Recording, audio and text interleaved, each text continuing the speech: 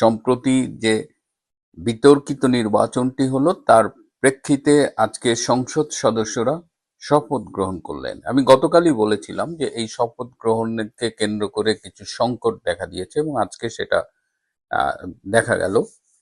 যে কথা ছিল জাতীয় ঐকমত্য কমিশনের সুপারিশ অনুযায়ী জুলাই সনদকে বাস্তবায়ন করার জন্য একজন নির্বাচিত সংসদ সদস্য দুইবার শপথ নেবেন, একবার সংসদ সদস্য হিসেবে আরেকবার সংবিধান সংস্কার পরিষদের সদস্য হিসেবে।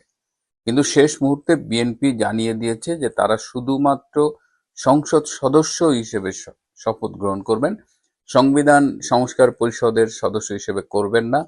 এর অনেকগুলো কারণ আছে, তারা অনেকগুলো শর্ত দিয়েছে, এই শর্তের পূরণ হয়নি বলেই তারা করবেন না। এবং সোজা কথা যে এটা সংবিধানের বাইরের একটা ঘটনা।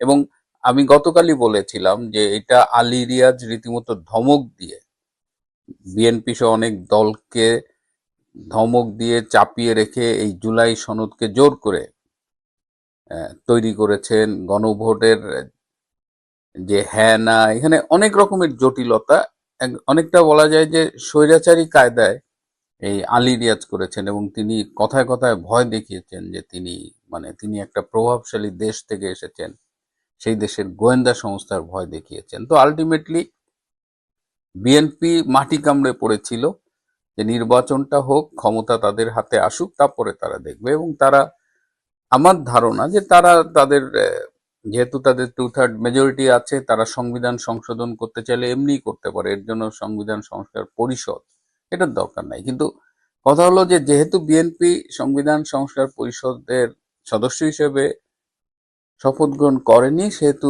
জামাত বলেছে তাহলে তারা শপথ গ্রহণ করবে না। এবং জামাতের আর একজন নায়েবে আমির ডক্টর তাহের প্রায় কেঁদে কেঁদে বলেছিলেন আর কি যে তিনি করবেন না।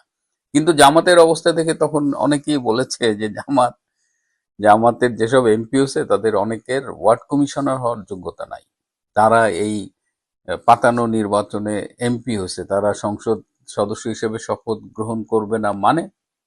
এবং দেখা গেল যে আরেকবার সাদিলে খাইব, তারা সম্ভবত 27 মিনিট একটু দেরি করেছে আর কি। 12টার সময় শপথ গ্রহণ করার কথা ছিল, 12টা 27 বা এরকম তারা শপথ গ্রহণ করেছে। তাদের এই শপথ গ্রহণ করব না এটার আয়ু ছিল এই 26-27 মিনিট, তারাও শপথ গ্রহণ করেছে। এখন প্রশ্ন উঠেছে তাহলে জুলাই সনদের কি হবে। জুলাই সনদ যতটা ঘটা করে, এবং জুলাই সনদ যেটা পাশ হয়েছে, যেটা প্রিন্ট হয়েছে, এর মধ্যেও বিস্তর পার্থক্য। আবার এর মধ্যে বিএনপির অনেক নোট অফ ডিসেন্ট ছিল, সব মিলায় এমন একটা বাটে পড়ছে যে এই সক্রেটিস মাহফুজ, যাকে আমি বলি, যে তথ্য উপদেষ্টা ছিলেন, মাহফুজ একটা ফেসবুক স্ট্যাটাস দিয়েছে এবং সেখানে বলেছে যে দুঃখ লাগে ছাত্রদের জন্য, কত কম দামে তাদেরকে বিক্রি করে দিল। এই যে জুলাই আগস্টের যে জঙ্গি অভ্যুত্থান, কত কথা, বৈষম্যবিহীন বাংলাদেশ, সংস্কার করবে, এই করবে সেই করবে, ঘোড়ার ডিম ছাড়া তো কিছুই পাইল না জাতি।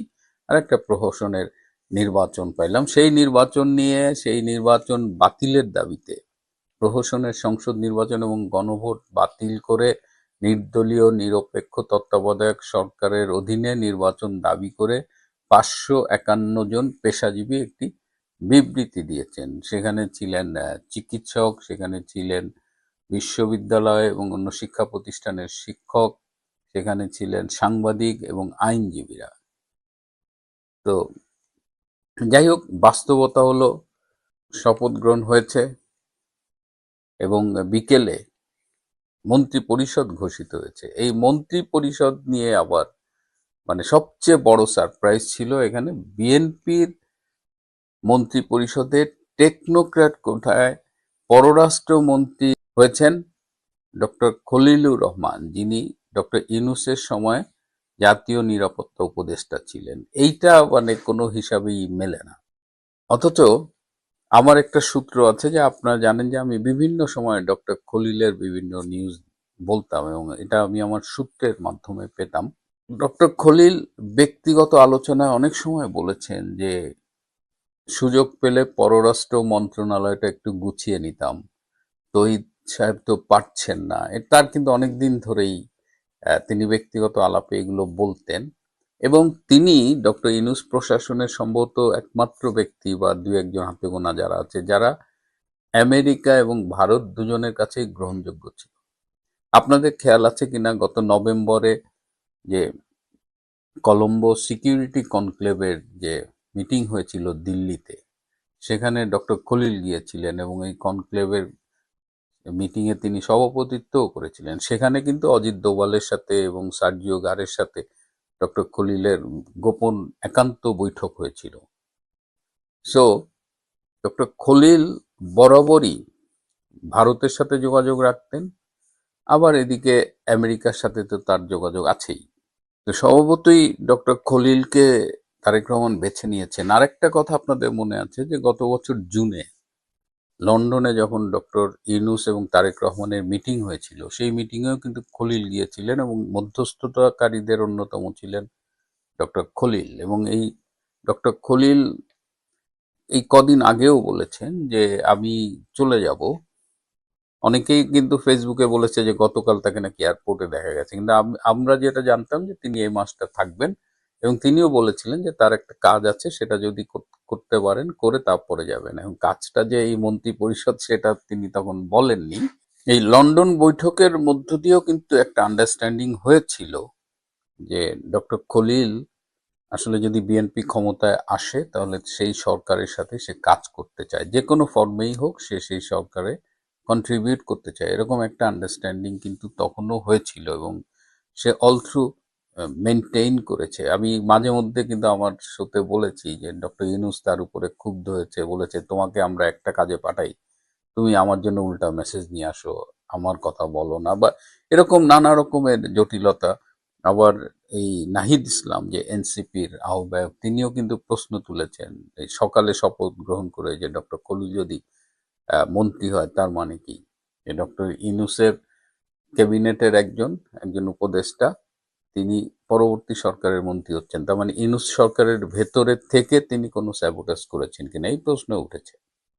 আর আরেকটা ইন্টারেস্টিং বিষয় হলো যে আজকে সারাদিনে আমরা কিন্তু কোথাও আলী রিয়াজকে দেখলাম না। এই যে সংবিধান সম্পর্কে না জেনেও তিনি সংবিধান সংস্কার কমিশনের চেয়ারম্যান হলেন, ঐকমত্য কমিশন আহ, তিনিই তো মূলত আহ, চালিয়েছেন, তো তাকে কেন আজকে দেখা গেল না? আমি যতদূর শুনলাম যে তার সব প্রহরাটরা সরায় ফেলা হয়েছে, তিনি যে সরকারি প্রোটোকল পেতেন, গাড়ি পেতেন, এগুলো নেই এবং তিনি গ্রেপ্তার হতে পারেন গতকাল বলেছি, এবং তাকে অনেকেই খুঁজছে বেসিক্যালি, আমি জানি না কেন। কিন্তু জুলাই সনদ, আলী রিয়াজ দুটাই মনে হয় প্যাকেট হয়ে গেছে, এটার আপাতত কোনো ভবিষ্যৎ দেখতেছি না। নতুন একটি সরকার হয়েছে, এই সরকারের অনেকেই আছে ইনক্লুডিং তারেক রহমান যাদের অতীত অত্যন্ত কালিমালিপ্ত। তো সেই কালিমার থেকে তারা বেরোবে কতখানি, কি করবে? বিএনপি সরকার যে মন্ত্রিপরিষদটা করেছে সেখানে তারুণ্য যেমন আছে, অভিজ্ঞ এবং দক্ষরাও